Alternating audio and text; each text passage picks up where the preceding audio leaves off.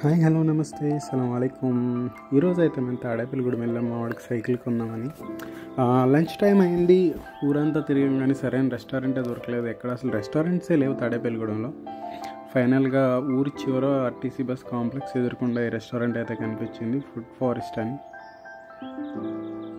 ఫారెస్ట్లో ఉండే అట్మాస్ఫియర్ అయితే మేము హోటల్ లోపల ఎక్స్పీరియన్స్ అయితే చేసాం. చాలా బాగుంది నిజంగా చెప్పాలంటే. డెకరేషన్, అంబియన్స్ మొత్తం, సర్వీస్ కూడా ఎక్సలెంట్ సర్వీస్ అయితే ఇచ్చారు వాళ్ళు. ఫుడ్ విషయంలో మేము కొంచెం డౌట్ పడ్డాం ఎలా ఉంటుందో ఏంటో అని, కానీ ఫుడ్ కూడా చాలా బాగుంది. మేము 10 minutes వెయిట్ చేసాం కానీ ఆ వెయిటింగ్ కూడా వర్త్ అనిపించింది. ఫుడ్ క్వాంటిటీ కానీ క్వాలిటీ కానీ నెక్స్ట్ లెవెల్ అని చెప్పొచ్చు, ఎందుకంటే నాకు బాగా నచ్చింది. వాస్తవానికి చెప్పాలంటే ఇంకా ఆ ఏరియాలో వేరే ఆప్షన్ లేదు కాబట్టి ఇదే బెస్ట్ ఆప్షన్, ఎందుకంటే బస్ స్టాప్ దగ్గరలో ఉంది.